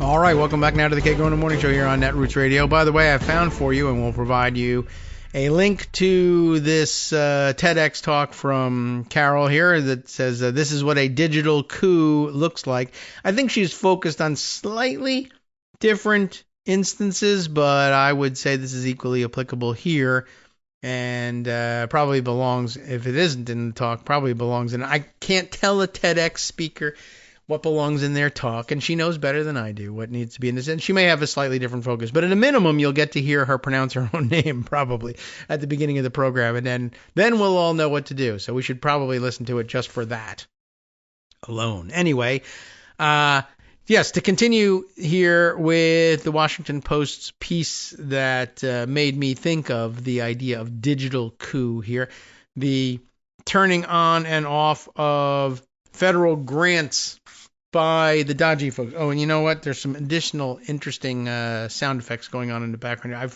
I've opted to wear in case you were wondering what this annoying sound of that is, I've opted to wear a T-shirt I haven't worn before that has some iron-on whatever silk screen graphic on it that I guess when you move your hand across across the front of the shirt or just gesture to a reach for something, where ordinarily that is not in the way and makes no noise, this time every movement obvious. So, okay. So, pro tip, don't podcast in graphic tees, I guess. All right, so we'll get that off the list. All right, so where were we? I had mentioned as we were fading into the break that I actually did see the University of Nebraska come up in this piece, and I was just picking that out of a hat to be, random. But University of Nebraska makes an appearance here. A DOGE engineer last week wrote a script to disable federal users from posting to grants.gov without providing any advance notice to the users, said two of the people with knowledge of the team's activities. DOGE also set up a new grant review at hhs.gov inbox and then separately deleted the permissions of many users this week, the people said. So if you're just going about doing your job, keeping your head down, trying to stay out of the sights of the Trump administration, and you're working at the Department of Agriculture and there's a research grant that it's time to post to see if some university will, conduct the research necessary on the boll weevils or what have you. And you're going to post this grant, something probably you've done maybe twice a year annually for the past 15 years. It's it's a program that's been around for quite some time. It's a standard part of your job, and you suddenly find, I can't get into grants.gov to post the thing. I must have mistyped my password. Or at this point, you're probably like, that's weird because I haven't typed my password in 3 years. My computer has saved it all this time. That can't be right. We must have some kind of a glitch going on. Let me reload the website. And after like 3 or 4 or 5 failed attempts, you say, something is seriously wrong here. And ordinarily, it probably wouldn't dawn on you, but now you've read the news and you're saying, you know what? I bet DOGE. It must be in the computer system somewhere. And your first instinct in this is probably to say, they flipped the switch on something. They were trying to steal data from God knows where, and something screwed something up, and then cascaded to a point where it has messed with the master password file. It probably doesn't occur to you at first that they've eliminated the permissions of everybody to post on grants.gov, because what sense would that make? There's hundreds of people throughout the government who have to use this thing every day. Why would you be so inefficient? Why would the so-called Department of Government Efficiency, make it impossible for the hundreds of people who administer these programs to do their jobs simply and easily from their desktop, maybe even remotely? What would be the point of making it more difficult to post things? Surely they aren't instead saying, every grant program in America now has to send, I don't know what, the text of what they propose be posted on grants.gov to grant review at hhs.gov. And some poor idiot is going to have to read every one of these things and decide whether or not it gets posted, and then post it themselves, or have a team of 6, 12 people post them. And all day they're just sitting there posting someone else's text, cutting and pasting it into grants.gov, when they could have just had the people who knew what they were doing about the grants post them directly. Why? What's so efficient about doing this? And the answer is, it's efficient for killing grants. It's terribly inefficient for making grants, but it's great at killing grants. All the people who used to post the grants are now killing them instead by capturing them and sending them to grant review at hhs.gov, where they won't be reviewed or posted. That probably doesn't occur to you until well after the fact, and then you begin to see, I sent that thing 2 weeks ago, and statutorily it has to be posted by April 1st, and it's April 14th now. What are we going to do? That's how people are finding out. Well, back to the article. Farrater, who was a University of Nebraska student, that's the appearance of the Nebraska student, before he dropped out to become a fellow at the Thiel Foundation last year, did not immediately respond to emails sent to his HHS, NIH, and personal email address requesting comment. HHS did not respond to questions about Farrater's work. Some Trump officials said they had been unaware of DOGE's plans to remove users' access to grants.gov, according to 3 people with knowledge of the situation. Federal officials had urged DOGE to instead ask the White House to formally announce a pause on NOFOs, rather than pursue a backdoor effort to limit postings, according to 2 of these people. The next section, Pressure on NIH Grants, is the title. Within NIH, staff have spent the past month fine-tuning the details of a new system for publishing or NOFOs, as they're calling them here. All new notices soliciting grants have been paused at NIH since January, after a Trump administration communication freeze for all health agencies went into effect. The NIH website shows that the last funding opportunity was published on January 22nd. Trump officials have said that they need time to review grants that were issued under the Biden administration and get their new team in place. But of course, all those things were properly reviewed last time. You're just saying you want to do an ideological review on them, i.e. repeal them without actually doing the legislative work.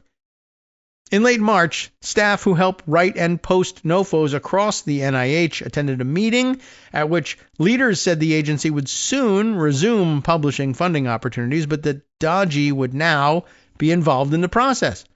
Modifications to the workflow, read contemporaneous meeting notes obtained by the Post, anticipating DOGE will have final say on what NOFOs can go out. Discussions ongoing with HHS. That's the quote from the notes that they obtained. An NIH memo last week also called for staff to begin developing and submitting forecast reports of any proposed NOFOs for approval at least 6 months prior to the desired NOFO publication date, according to the memo, which was obtained by the Post.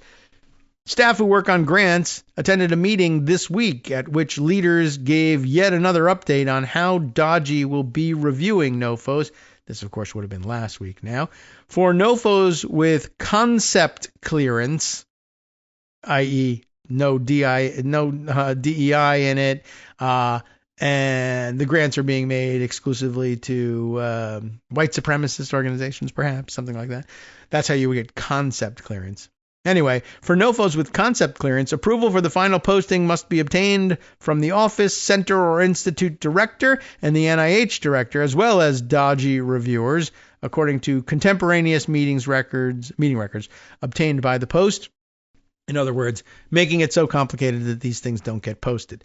NOFOs that do not have such clearance will have to go before the NIH director and DOGE representatives twice. Once to approve the forecast report and once to approve the final NOFO per the meeting records. And any NOFO dealing with a controversial topic will require additional approval from the White House's Office of Management and Budget, according to the records. Staff leading the discussion said they had no idea how long all these new requirements would ultimately delay the grant process, the meeting records show. I don't know how to best describe how angry I am about this, said one NIH employee, who, of course, spoke on condition of anonymity for fear of retaliation. So there you have it. Another part of what I'll join Carol Cadwalader in calling the digital coup, even though we may be referring to two entirely different things. I guess I owe her the courtesy now of listening to the TED Talk. But, that could take some time. All right, time to get a couple other things on the record here. And golly, there are any number of directions to go. Let me head down this one. The Bulwark. Ordinarily something Greg will bring to us from the Bulwark, but I've landed on it myself this time. It's strange days. Ordinarily, not my place to be, but we'll take our allies, I guess, where we can find them. Potential allies with a grain of salt, of course. But here, Jonathan Blanks has a piece. What do we know about Jonathan? Anything? DC-based criminal justice writer and cultural critic who spends a lot of time at the library. Okay. Well, there's lots of other, throwaway lines here, including some would call me a libertarian. I would not. That is, Jonathan says that he would not. But a reminder where we are. The Bulwark, maybe a libertarian. I don't know. But here's the offering. One Justice Department office is key to Trump's authoritarian plans. Oh, no, not another one. Well, it's another idea about what's the key to the plans. But this one makes a good argument. It's the Civil Rights Division, which he notes in his subheader used to be the crown jewel of the department. Not anymore. By the way, the Bulwark is usually a place where you could find people who would disagree that the Civil Rights Division was the crown jewel of the department. And the Civil Rights Division has been under attack for a very, very, very long time by Republican administrations, since the Civil Rights Movement, basically. And although I bet there are some really old line conservatives, some of whom may still be aligned with the bulk of the conservative movement now that it's MAGA-ized, who might agree that there was a parallel to be drawn with the January 6th insurrection, actually.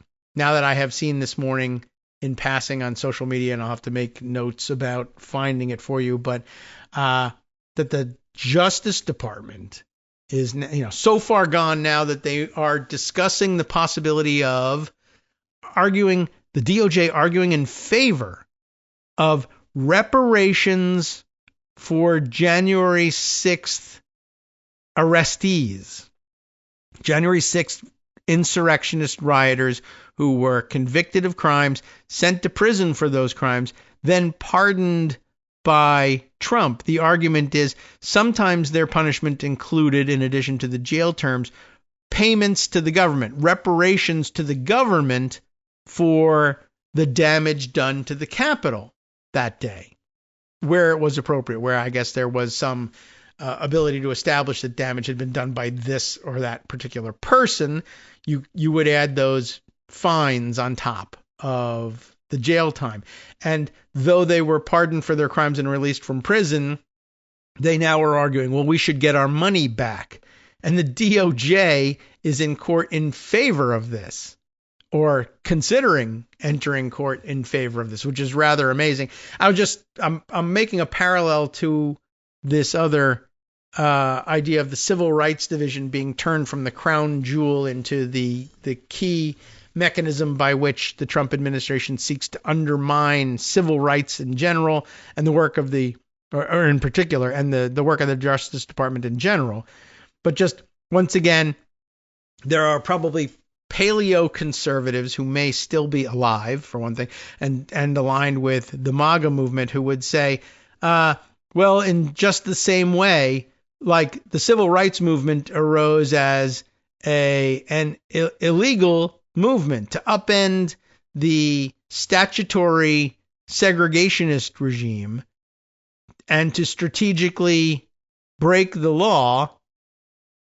And then eventually, when Democratic presidents were elected, they enacted a regime change. And instead of punishing these people who had broken the established law, they changed the nature of the law itself and enshrined civil rights as an objective good and an end to be pursued by the federal government. Of course, we now think of that as, hey, yeah, that should have been what we were doing all along.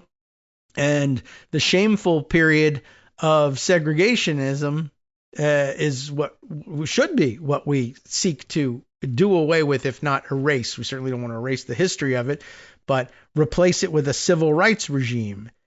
But I guess that must have felt to fascists and paleo conservatives and racists at the time pretty much what, if you're wondering what that felt like to them, I guess the answer is, how does it feel to see January 6th be redefined as a day of love and one in which no crimes were committed? It was actually super patriotism, and the government needs to pay people back for the compensation they provided to the government, because in their boundless love and patriotism, they smashed the Capitol to bits.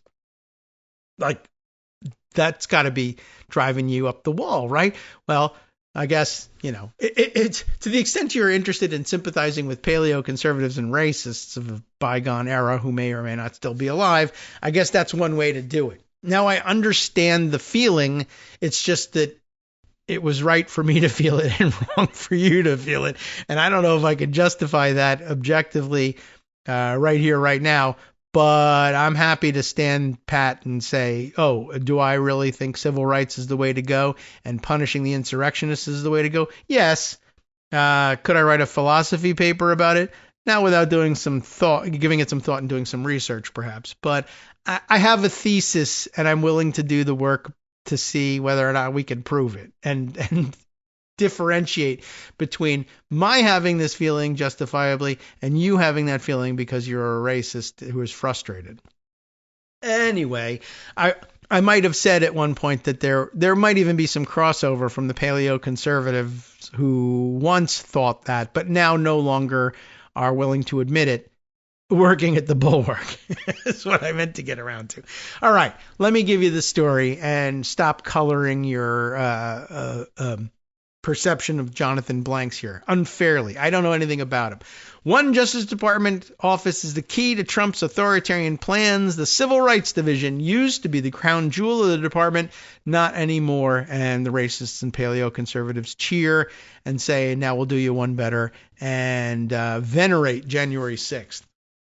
In the first weeks of President Trump's second term, the administration undertook a series of troubling steps to transform the U.S. Department of Justice into an armed political organ.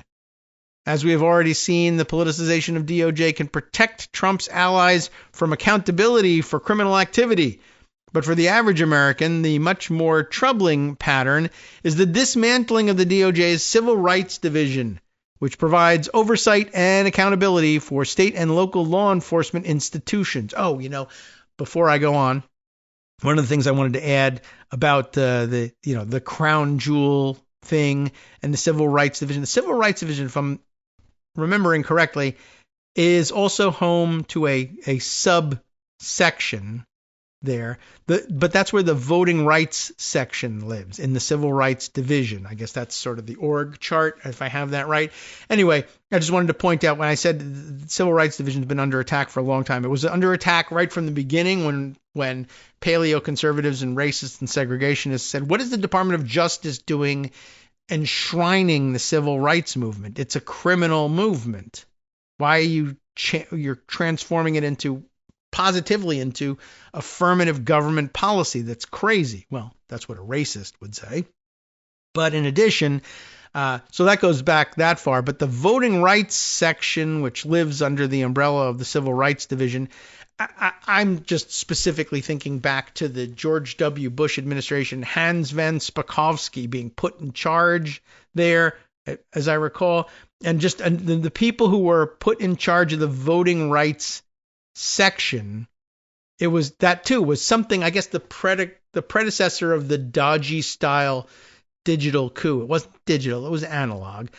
But again, the work of the Civil Rights Division and the voting rights section had been done in such a way and at such a time that this was sort of the first examples that we've discussed, way back on the show, and in writing in the blogging days before the show, that if you just the laws were written in a way that assumed a certain level of integrity from government employees, that they wouldn't simply lie, they wouldn't simply take the leeway and deference that the law gave the people occupying these certain positions to certify on their word, more or less, that something triggering event had happened, like we've eliminated all racism from the South, and we no longer need to work with them on consent decrees for their voting rights and voter access laws, and no longer need to pre-clear their redistricting to make sure that there isn't facial discrimination involved. And it was assumed that no government lawyer working for the DOJ would simply see discrimination built into the redistricting plan and just certify that it wasn't there. But the George W. Bush administration folks did, in fact, want to do that, and they accomplished this analog version of the a precursor to the digital coup by just installing shameless people who absolutely would use that discretion to state the opposite of the obviously true, and put the burden on civil rights activists to try to reverse the government's decisions. But again, the judicial code had sort of built in the deference to the government there, such that the burden for overcoming even an obvious lie from the voting rights section was a nearly insurmountable obstacle. Anyway, I think you remember what we were talking about there, and so it's very interesting, and the history, even on this show, of this effort is very long. Back to the bulwark here. Well, immigration enforcement has garnered a lot of public attention for good reason. There's a logistical limit on how many people the federal government can yank off the street. The dangers to most Americans' liberties are unlikely to come from federal agencies because the feds lack the requisite personnel to cover the vast area of the United States and hundreds of millions of Americans. The potential is always there, but the actual execution, he's got a point. As of 2020, the most recent year for which data are available, they should really work on that, there were about 137,000 full-time federal law enforcement officers, or about 1 per every 2,400 Americans. That seems like a fine ratio. I mean, it's overdone. I mean, it seems sufficient to do the job of yanking people off the street all over the place, really. But anyway, in adding state and local officers adding in those officers would, in a back-of-the-envelope calculation, bring that ratio as low as perhaps 1 officer for every 350 people. Those non-federal officers are distributed among around 18,000 agencies across the country, often with overlapping jurisdictions. One benefit of federalism is that it helps ensure that no single department can become too powerful. But American history has taught that even small departments can be plenty abusive. Congress originally established the Department of Justice as a bulwark of civil rights protection against terrorists, ex-slave owners, and the southern states looking to reestablish white supremacy after the Civil War. Although the department strayed far from its initial function, Congress eventually created the Civil Rights Division in 1957, as some states still enforced segregation and recognized neither the letter nor the spirit of the 14th, 15th, and 19th Amendments. And now all parts of the 14th Amendment are disrespected. For the past 7 decades, the division has acted as a sort of police of the police. I wonder if we could figure out any need for that. When government officials, especially those with badges and guns, violate Americans' rights rather than protecting them, it often falls to the division, Civil Rights Division, to enforce the law against law enforcement. Occasionally, the division participates in prosecutions, such as the prosecution of Derek Chauvin, the police officer who murdered George Floyd. In other cases, the division opens pattern and practice investigations that focus on agencies rather than individual officers. Such investigations often result in consent decrees, agreements between the DOJ and the offending police department to implement policy changes or to improve their civil rights record. It's not an or, but implement policy changes to improve their civil rights record. That's the point. A judge monitors these agreements until the department has demonstrated full compliance. Some departments, like some criminals, exhibit recidivism. Sometimes called the crown jewel of the department, the Civil Rights Division has in recent years been marked by fundamental differences in priorities depending on the party in power. Preserving voting rights and reining in police violence versus, say, combating, quote, reverse racism. But even in the context of previous controversies, the Trump administration has taken a dramatic reimagining of the office. In Trump's first days this term, the administration, quote, ordered the Civil Rights Division to halt much of its investigative activity dating from the Biden administration and not pursue new indictments, cases, or settlements, according to the Washington Post. Earlier this month, the Senate confirmed Harmeet Dillon to head the Civil Rights Division. Dillon, a lawyer who helped Trump spread the big lie about voter fraud in the 2020 election, probably not the person you want there, but it's the person they want, an ardent culture warrior who will likely be a major figure in the administration's war on DEI. But even more pernicious would be a policy, likely unofficial, of looking the other way on police abuse, leading to federal tolerance of over-policing policies like stop and frisk and racially biased pretextual stops of drivers, not to mention another indefinite pause on federal pattern and practice investigations of police departments suspected of widespread civil rights violations. The apparent exceptions to the investigatory pause are telling. The Civil Rights Division would likely be involved in negotiating and enforcing consent decrees with Columbia University over allegations of anti-Semitic policies, which the Wall Street Journal reported the administration was seeking on Thursday. by itself, that wouldn't be out of the ordinary. The Journal notes that the DOJ entered consent decrees with Brown and Rutgers over anti-Semitism issues, but in this case, the administration is blackmailing Columbia with $400 million worth of federal funding, possibly illegally, which in effect would make the division a party to an official shakedown operation, the operation we read about earlier in this show. Separately, Attorney General Pam Bondi has made Second Amendment protections a priority for Trump's second term. Late last month, the division announced a pattern and practice investigation into the LA Police Department for imposing unnecessary delays in granting concealed carry permits for lawful gun owners. How do you like that? The one thing the LA Police Department was appropriately getting tough with was handing out concealed carry licenses. So for that, the Los Angeles Police Department comes under investigation by this administration. Certainly, local governments ought to follow federal law regarding gun rights without undue obstruction. So some federal attention may be prudent, but when compared with other police behavior, even just within Los Angeles County, the commitment of significant federal investigative resources and energy to do what is primarily a bureaucratic headache seems misplaced. Okay. Well, we seem to have flubbed that thing.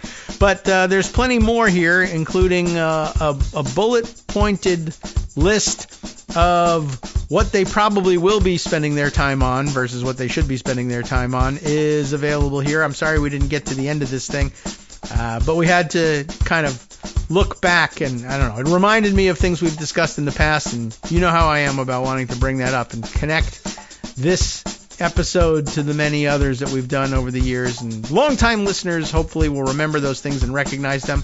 It is now time, however, to hand things over to Justice Putnam for the West Coast Cookbook and Speakeasy. Let someone else give you a take for a change on what's happening out there, including what's happening up at Harvard, where they've ripped Trump a new one in a brutal rejection of his unlawful threats. From networksradio.com, you have been listening to Kagro in the Morning with David Waldman. Elsewhere, the man behind developing a Christian nationalist community in rural Tennessee insists this country belongs to Jesus, not the Jews. Oh, well, I guess I'm going to have to give back the lease on that thing. All right. Well, I didn't realize it's a big day for Jesus coming up this Sunday, so, maybe it's worthwhile. Stay tuned.